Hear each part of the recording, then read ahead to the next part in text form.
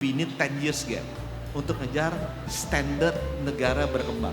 I'm very passionate on this one.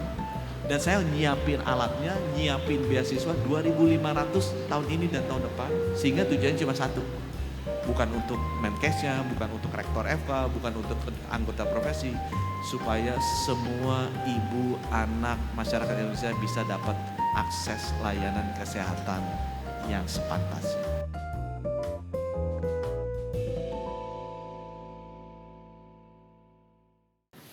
Pertama Pak, mungkin Medical City ini sebagai pilot project pemerintah barangkali bisa dimulai dengan misalnya mengundang diaspora Indonesia bisa berobat di Indonesia.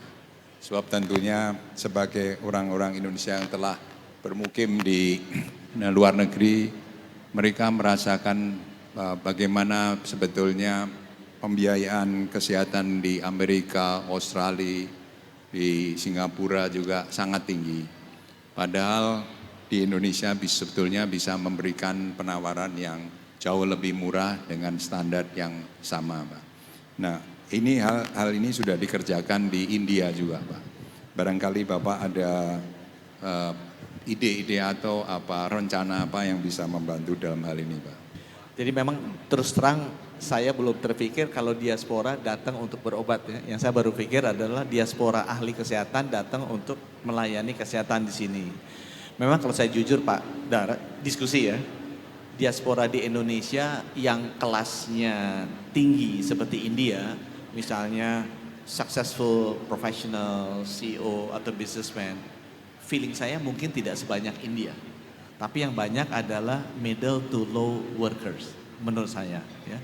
Sehingga kalau toh pun itu di bring in ke dalam, aku rasa sih mungkin sebagai bankir gitu ya, kalau target segmennya itu agak rendah.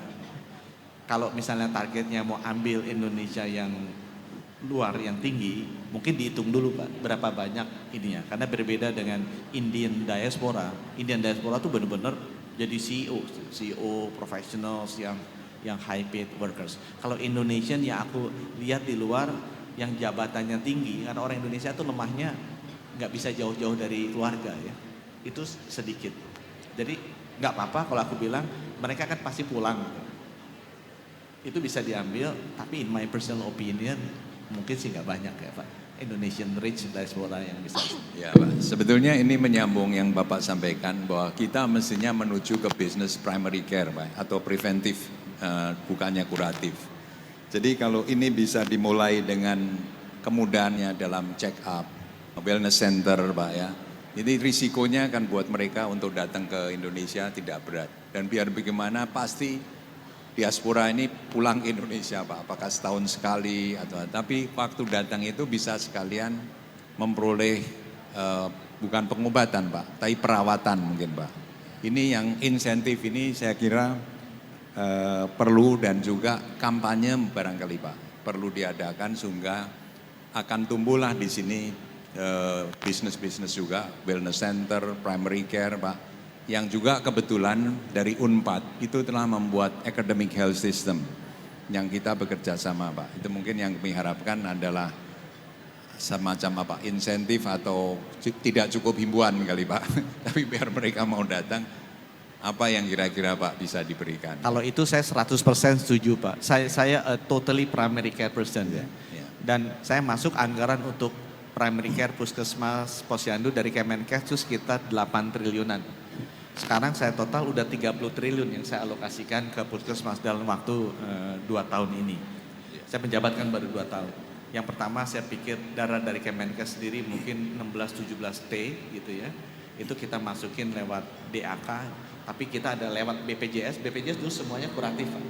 Nah ini yang buat masukan buat Bapak. BPJS tahun ini akan alokasikan 9 triliun untuk preventif dalam tanda kutip seperti check up. Tapi bahasanya kalau check up kan luas, ini screening ya. Jadi ada 14 mandatory screening yang bisa klaim ke BPJS. Cek darah, kolesterol, glukosa, sampai cek kolonoskopi untuk pria di atas 50 tahun, beberapa yang cancer, IVA test, itu semua masuk Pak. Jadi belum berupa paket paket medical check up tapi dalam bentuk screening. 14 mandatory screening, 9 triliun dibayar oleh BPJS tahun ini. Ya, dibandingkan yang sebelumnya hampir semuanya kuratif. Nah, kalau ditanya ke depannya seperti apa? Saya mau masukin tuh, Pak. Karena saya lihat kalau Bapak, saran saya, Bapak bisa datang ke Korea. Korea itu lebih rendah dari Jepang. Health cost per kapitanya, outcome-nya tinggi. Karena check up itu wajib di sana, Pak. Ya mulai 40 periksa darah lengkap. Di atas 50 pakai cancer marker lebih mahal. Tapi kalau dapetin 50 mesti kolonoskopi itu wajib, Pak. Sehingga bagus. Nah, kalau saya ditanya, saya berdoa mudah-mudahan saya bisa merubah. Saya mesti yakinin BPJS. Udah bisa meyakinin untuk screening 14, saya mau kasih yang paket medical check up. Usia 40, usia 50, usia 60, seperti apa kalau itu dilakukan, atau 50 begitu ada 50, 5 tahun sekali, 55, begitu 55, 56, 57, 58, 59, 60 di cover oleh National Insurance Scheme. Karena mungkin akan nambah sedikit biayanya di awal, tapi in the long run itu will reduce very expensive curative expenses, gitu Pak. Terima kasih Pak, sangat jelas Pak. Kedua mungkin masih ada sedikit hubungan Pak, yaitu mengenai pengobatan tradisional yang sebetulnya herbal atau jamu itu kita juga sangat kuat dari zaman dulu Pak. Cuman mungkin selama ini agak ditaruh di bawah Pak atau dinafikan, apakah bisa ada disejajarkan dengan pengobatan barat seperti yang di China dilakukan dengan traditional medicine-nya Pak, yaitu supaya mungkin kependidikan juga bisa dapat gelar dokter traditional medicine begitu Pak. Jadi saya ngelihat Pak apa yang terjadi di Cina dan apa yang terjadi di Indonesia. Kenapa Cina kok traditional medicine-nya, national medicine-nya maju? Ada satu Pak yang ini saya mungkin menghimbau pada teman-teman yang bergerak di traditional medicine. Mulainya jangan dari produsen Pak. Ini sama seperti saya lakukan di genome sequence. Mulainya harus dari klinisi. Kenapa di Indonesia susah? Karena klinisinya nggak mau terima Pak. Itu dokter-dokter situ nggak mau terima. Dan itu akan susah dirasakan. Nah itu sebabnya saya punya misalnya tawang-tawang, enggak sebagian besar Bu, enggak semuanya, ya aku tahu. Tapi banyak klinisi akan susah karena mereka membutuhkan yang evidence based. Ya. Dan saya punya balai tawang mangu, bagus sekali Pak saya lihat. Tapi karena dia berdiri sendiri, aja susah integrasinya sama klinisi dan acceptance of klinisi. Sekarang saya pindahin Pak, balai tawang mangu saya taruh di bawah Sarjito, sebagai klinisi, Sarjito yang saya kasih tanggung jawab. Jadi saya kasih tanggung jawab mengembangkan herbal atau traditional medicine bukan ke balai litbang. Saya kasih tanggung jawabnya ke rumah sakit. Karena kalau klinisi yang lead itu acceptance-nya akan jauh lebih enak. Jadi kalau Bapak mau bikin, jangan kasih ke researcher, kasihnya ke rumah sakitnya Bapak. Ayo kamu dokter-dokter lakukan dong penelitian. Karena mereka nanti akan pakai. Itu yang nomor satu. Jadi saya akan mulai geser herbal tradisional itu clinical base, startnya bukan dari bench ke bed, aku startnya dari bed dulu baru ke bench. Orang-orang sini yang mesti diyakinkan dulu. Mereka yang suruh lead projectnya. Yang kedua Pak, ini needs a scientific evidence based clinical trials. Indonesia very poor clinical trialnya. Prosedurnya tuh susahnya setengah mati. Kita merasa bangga bahwa susah, tapi sebenarnya jadi nggak terjadi clinical trial. Padahal di luar negeri itu clinical trial very expensive dan sangat lama. Saya sekarang lagi mau reform aturannya. Kita tetap jaga safety-nya, yes. Tapi sebagai negara maju kita mau, negara berkembang kita mau leapfrog. No? Jadi the clinical trial part aku mau bikin lebih mudah. Nah itu peranan Bapak. Kalau Bapak punya rumah sakit di sini, Bapak punya perguruan tinggi di sini, that combinations you can lead. Ya? Jadi kalau ada inisiatif misalnya mau pengobatan, misalnya kunyit bisa buat apa, itu lakukan kan perguruan tingginya Bapak. Clinical trialnya dilakukan di rumah sakitnya Bapak.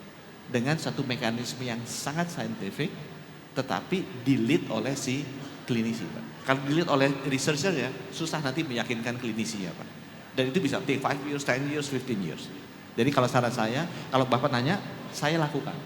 Dan saya di law yang baru, saya mau bikin supaya clinical trial itu disederhanakan prosesnya. Nah kalau saran saya Bapak mau ambil that opportunity, tiru Pak. mulai dari klinisi, kemudian nanti write on the new regulation on clinical trial, sehingga inovasi-inovasi baru itu bisa cepat diimplementasikan. Tapi we need a very good scientific based clinical trial process. Supaya nggak jadi, oh ini asal-asalan aja, oh nggak ada datanya. Klinisi pasti akan nanya gitu. Terima kasih. Mungkin ini pertanyaan terakhir adalah masalah pendidikan, Pak. Dengan semua program-program tadi kan diperlukan kemudahan-kemudahan dalam perizinan untuk bisa misalnya fakultas kedokteran dan pendidikan, institusi pendidikan yang lain, Pak. Apakah boleh mendapat tanggapan Bapak, Pak? Saya bilang bahwa di mana-mana kalau saya Google dokter by country, itu yang keluar pasti per 1000. WHO bilang per 1000, di World Bank bilang per 1000, dibandingnya tabelnya World Bank itu per 1000. Jadi bandingin, Indonesia 0,4 per 1000, Vietnam misalnya 0,7 per 1000, tim-tim 0,7 per 1000, jadi kita kalah sama Vietnam sama tim-tim. Malaysia udah 1,2, Thailand juga segitu, Singapura mungkin 2,7, negara maju 4 per 1000. Jadi kalau kita 270 juta, butuh 1 per 1000 aja, kan 270 ribu, aku tanya tuh, berapa sih dokter yang praktek, Pak? Bukan dokter yang kayak ibu ade gitu, dokter gigi tapi dia nggak praktek. Dokter yang praktek berapa? Itu saya nanya 5 organisasi, jawabnya ada 7 yang berbeda, Pak. Jadi aku bingung juga kan, angkanya kok beda-beda, ini kayak accountant nih.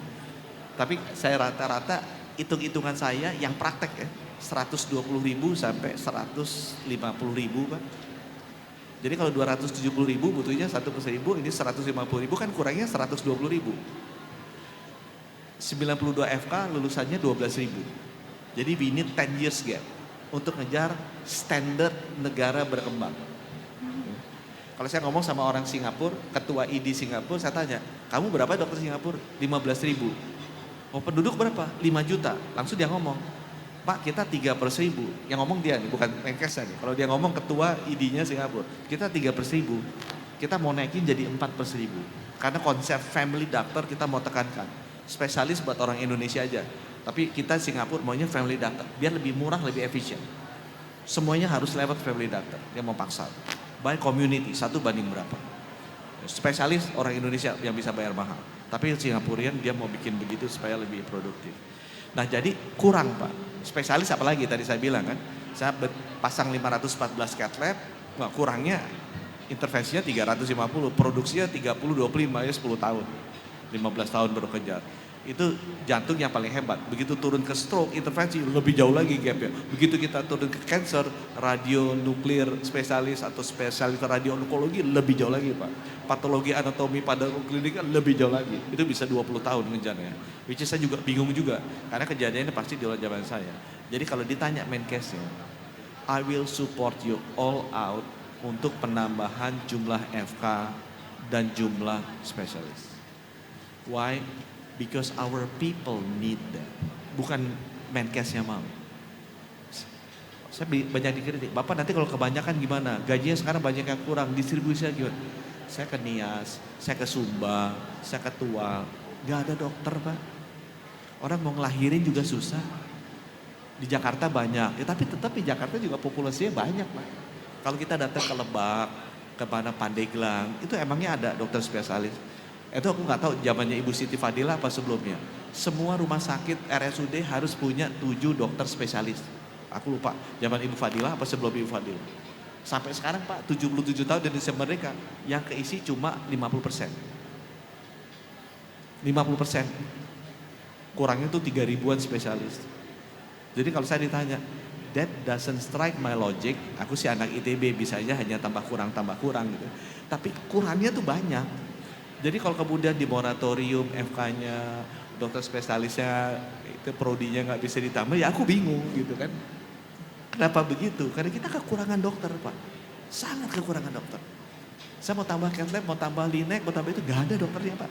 Yang bisa praktek. Jadi itu Pak, I'm very passionate on this one. Dan saya nyiapin alatnya, nyiapin beasiswa 2.500 tahun ini dan tahun depan. Aku hanya butuh dukungan dari staf ahlinya Pak Nadiem di sana supaya dibantu dibuka, gitu kan, supaya lebih banyak opportunity untuk orang-orang kita jadi dokter. Siapa sih yang nggak mau anaknya jadi dokter dan jadi dokter spesialis, sehingga tujuannya cuma satu, bukan untuk Menkesnya, bukan untuk rektor FK, bukan untuk anggota profesi, supaya semua ibu, anak, masyarakat Indonesia bisa dapat akses layanan kesehatan yang sepantasnya. Itu aja sih. Terima kasih. Terima kasih.